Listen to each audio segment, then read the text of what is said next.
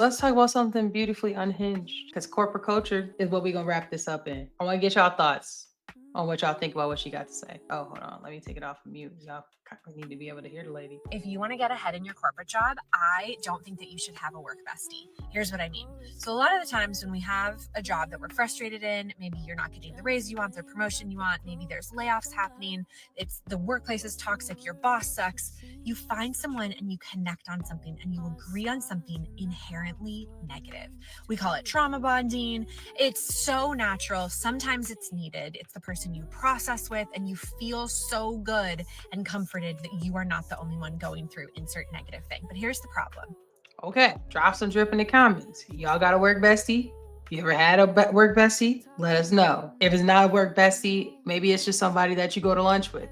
Is there a person that you have or do basically talk stuff about the job with regularly? Not that one person that you hit them up on IM once every 3 months, like, yo, you still here? Not that. Someone you regularly go with. So when something good happens for you, you leave that bunker of connection. And so I just listened to Brene Brown on the Diary of a CEO podcast, and she says that when we create connections with people in what she calls an ideological bunker, where you're in this, like, think about you're in the trenches with someone and you agree with them on the exact same thing. So in this case, a work bestie typically is things suck. Whenever good things start happening for you, you leave that bunker of connection, and Brene calls it a counterfeit connection.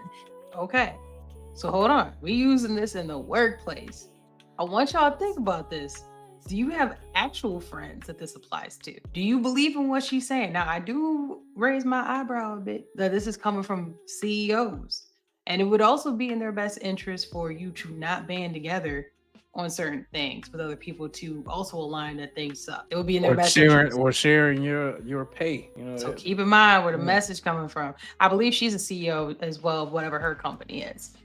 But let's continue. Because as soon as you question, or as soon as your experience counters the very basis for why you're connected to someone, they might build resentment for you. They might not talk to you again. They might not know what's going on inside of them, but it might be bringing you stress. So if you're new to a job, or if you currently have someone and the only points of connection that you have are negative, do an audit of how and when and why you initiate conversation or you respond to them bidding for your connection.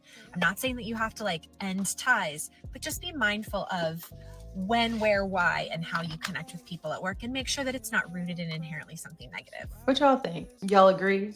Disagree with this? I can see both sides of this. I can see both sides of this for sure. So I have been in spaces, and I would say if you have a work bestie of the same, I would say probably of the same gender, you're probably gonna run more into this more than not, especially if it's two women, because, and especially two women or two people who have the exact same role, because we're talking about competition, right? Here's one side of it. One side is, I hate this job.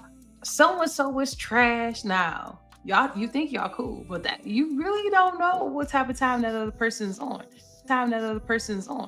They could be hearing what you're talking about to then use that as leverage too, because I don't care where you work. If y'all got the same role, you are in competition and you are in danger when we talking about anything that can be automated. Because remember, it don't take both of you to do the job no more. So I'm not saying don't have friends, but I am saying that you have to look at relationships different moving forward. So I see what she's saying. On the flip side of that though, I will say I have been a work situation where they're not talking about me, but they felt comfortable enough, which I was surprised they felt comfortable enough to tell me this.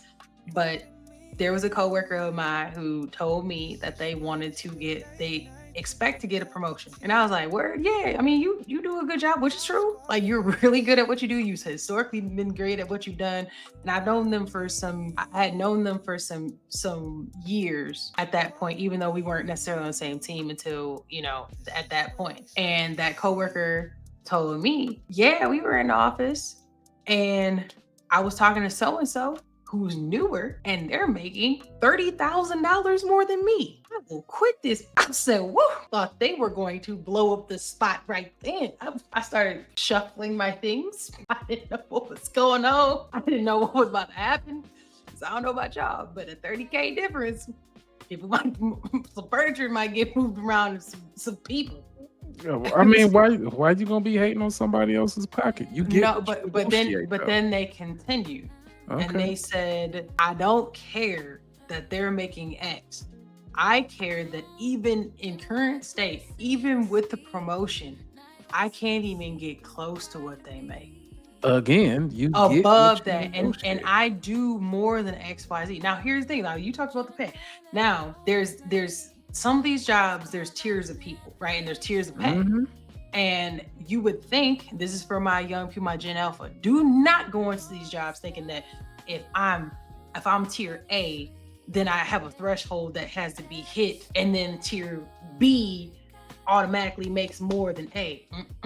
Shannon Sharp, that's not true. A lot of times tier A, let's say tier A is 0 to, we'll use 50,000. That doesn't mean that tier B starts at 50,000. Tier B could start at 30,000 and go to Of course. 60,000. Those are called Tier pay S- bands, what you talking tier about. tier C could be 35,000 to set. Like, you could be a tier C and make what a tier A, or and make what a tier A is making. There's And then when different you get components that go into that, though. Like, so I let's talk about people who got GEDs versus people who got master's degrees that may be in the same space. Like, there's okay. Go ahead. Go ahead.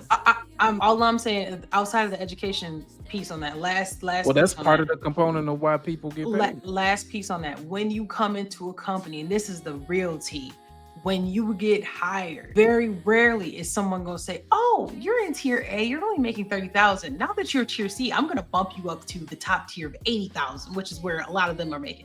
That don't happen. Usually, if you're at 30,000, they might hit you with the 40, then with the 50, and by the time you 20 years in, you might get to the 60, because Nah, you're being I'm just saying, what like, you're happens being is like promoted as they be getting versus you bumped up, and they coming. be like, "Oh man, I make 20,000 more than I just did for the same position." Nah, dog, you just started so low that they Correct. had to That's where I put was you in the going with next that. So, band because you're being man, promoted on those, versus when you come in new somewhere, you can come in and get the bag